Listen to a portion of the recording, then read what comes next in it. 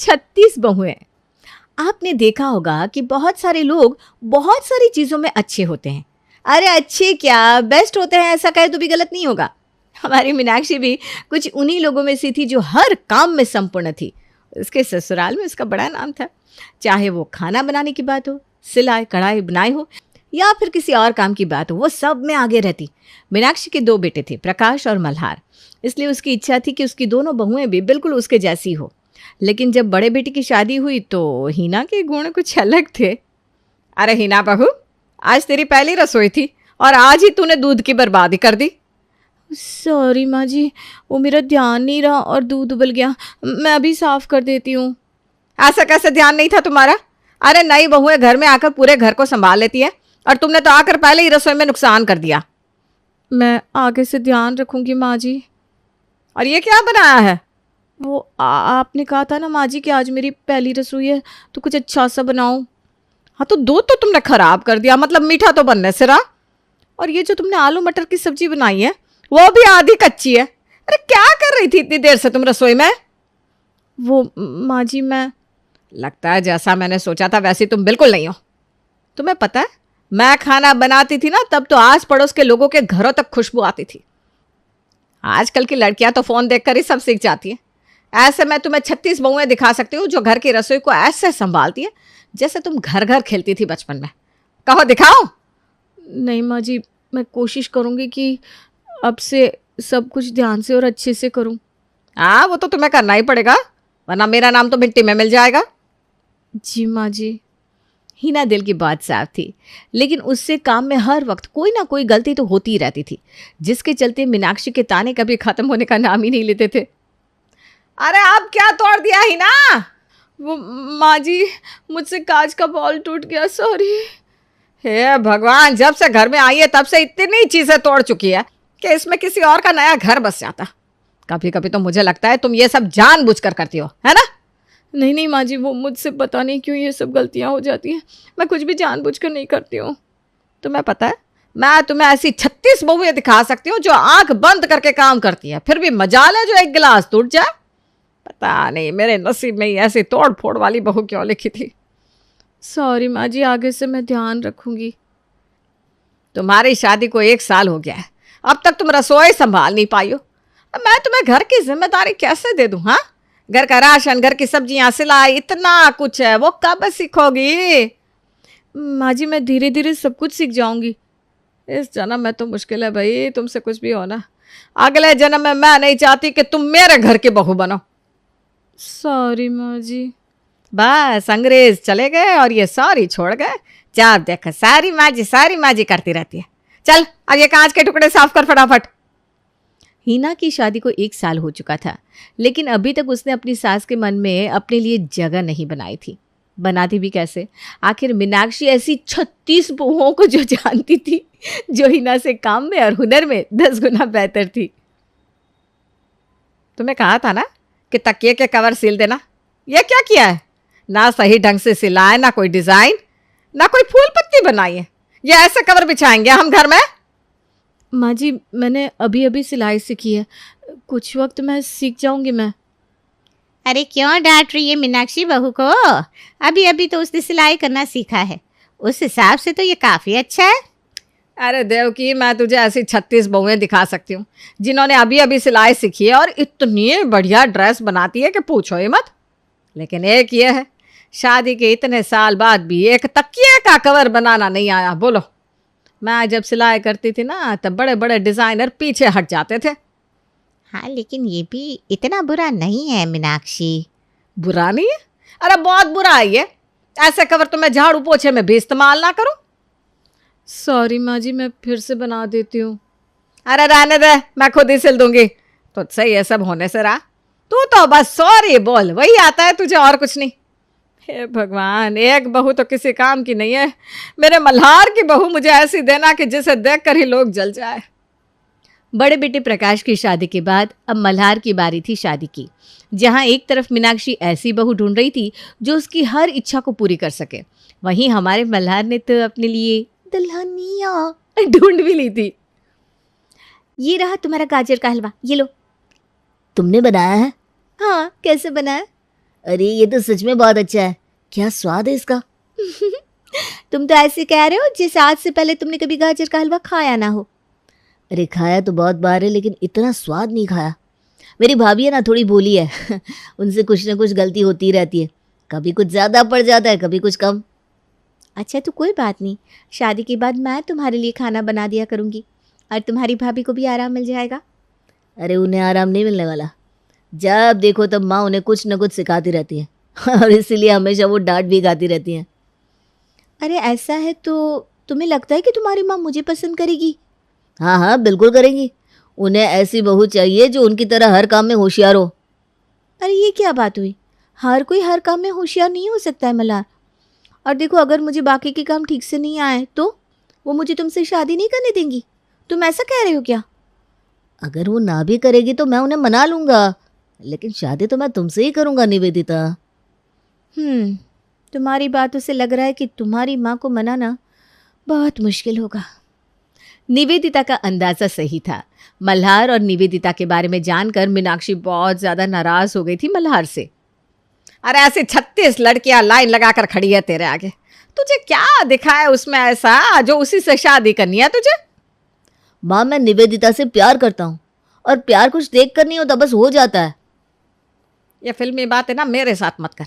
प्यार व्यार शादी के बाद सब दूर भाग जाता है, सिर्फ गुण और हुनर ही काम आता है। तू देख रहा है ना हिना कैसी है, एक काम उससे ढंग से नहीं होता। तू क्या चाहता है कि मैं दूसरी वाली भी ऐसी ही ढूंढूं? माँ निवेदिता हर काम में अच्छी है, पढ़ी लिखी है, अच्छा खाना भी बना लेती है, और क्या चाहिए आपको? ये सारे गुण तो शादी के बाद पता चलते हैं बेटा। माँ एक बात सुन लीजिए, मैं शादी करूँगा तो निवेदिता से, वरना मैं कभी शादी नहीं करूँगा। और मल्हार की जिद के आगे मीनाक्षी को झुकना ही पड़ा। वो निवेदिता और मल्हार की शादी के लिए तैयार हो गई। लेकिन शादी के बाद मीनाक्षी जैसे हीना के साथ थी वैसे ही निवेदिता के साथ भी बर्ताव कर रही थी। लेकिन हमारी निवेदिता कहाँ किसी से कम थी। मल्हार तो कह रहा था कि तुम बहुत अच्छा खाना बना लेती हो, तो चलो आज बना दो, फिर देखते हैं कितना अच्छा खाना बनाती हो तुम।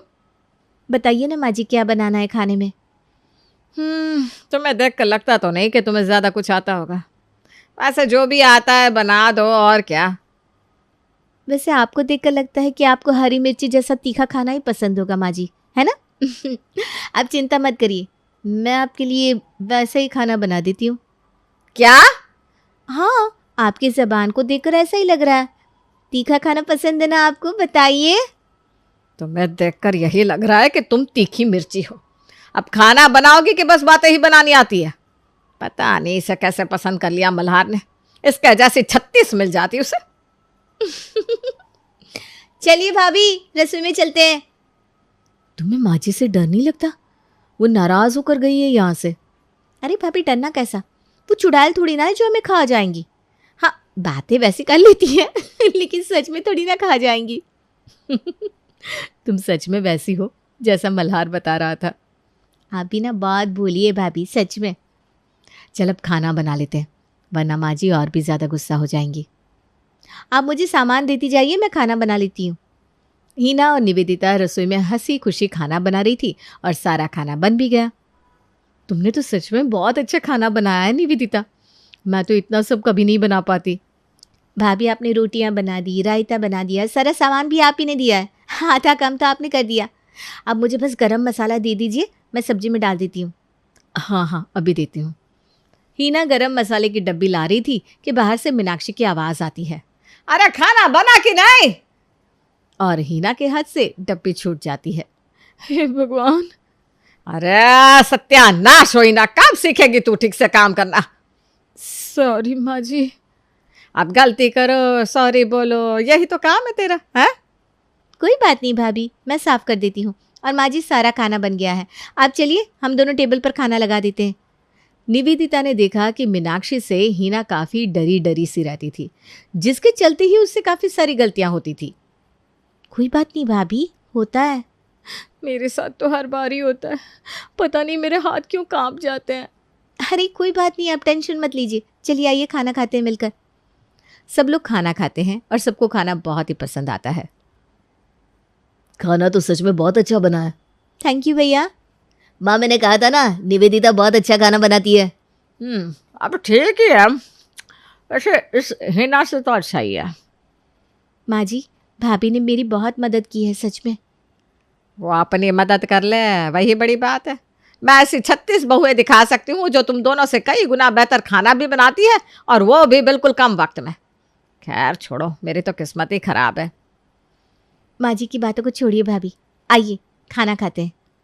निवेदिता को समझ में आ गया था कि मीनाक्षी के तानों ने हिना के मन को डर के साथ जोड़ दिया था, जिसकी वजह से वो सही काम भी करती तो उससे गलती हो जाती।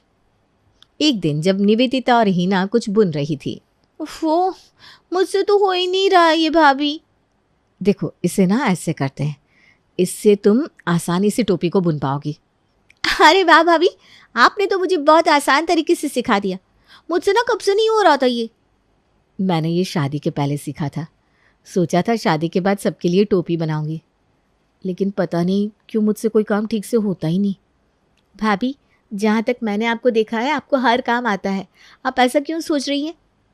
ऐसा नहीं है, मुझसे कई सारी गलतियाँ होती रहती हैं। किसी भी काम को मैं ठीक से नहीं कर सकती हूँ, तभी तो माँ जी मुझसे हमेशा ही नाराज़ रहती हैं। भाभी, माँ जी को तो खुद के अलावा और कोई भी सही नहीं लगता, लेकिन आप बहुत अच्छी हैं हर काम में।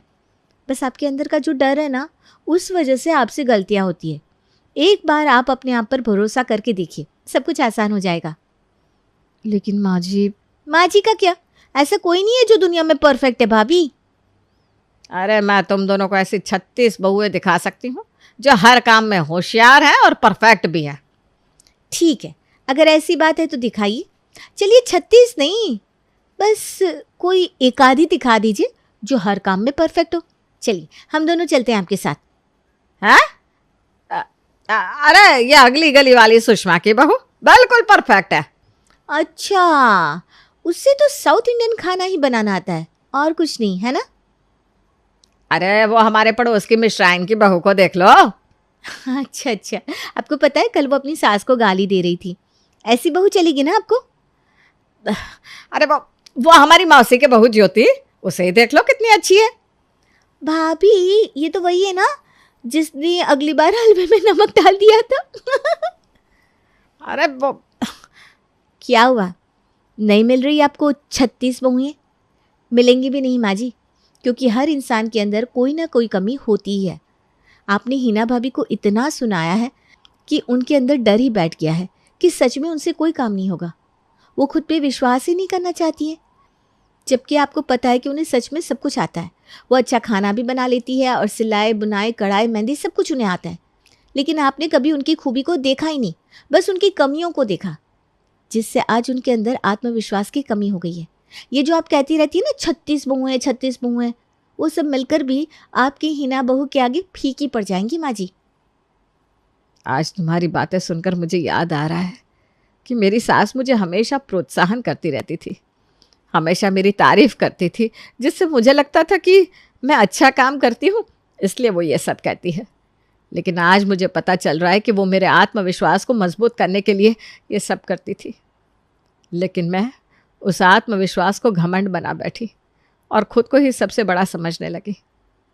हिना बहू, मुझे माफ़ कर दे बेटा, मैंने तेरे साथ बहुत गलत बर्ताव किया है। पता नहीं तुझे क्या क्या कहती रहती थी मैं। नहीं माँ जी, अब बड़ी हैं, अब माफ़ी मत मांगिए प्लीज़। अब पुरानी बातों को यहीं छोड़ देते हैं और आज से एक नई शुरुआत करते हैं मिलकर। निवेदिता की बातों को सुनकर मीनाक्षी को एहसास हुआ कि उससे आज तक कितनी गलतियां हुई हैं, लेकिन उसने अपनी गलतियों को सुधारने का प्रण ले लिया। हिना, निवेदिता, यहाँ आओ दोनों। जी माँ जी। ये लो, ये तुम दोनों के लिए शगुन। अरे पर ये किस लिए माँ जी? अरे मेरी दोनों बहुओं ने आज इतना बेहतरीन खाना बनाया है, आस पड़ोस वाली तो खुशबू से ही तुम दोनों की तारीफ कर रहे थे। मैंने आज तक तुम दोनों के साथ जितना भी गलत सुलूक किया है, आज से मैं उस हर एक गलती को सुधारूंगी। ओहो माँ, क्या बात है, कुछ शगुन हमें भी दे दो। चुप कर, ये बस मेरी दोनों परफेक्ट बहुओं के लिए है, इनके आगे तो 36 बहुएं भी फेल है।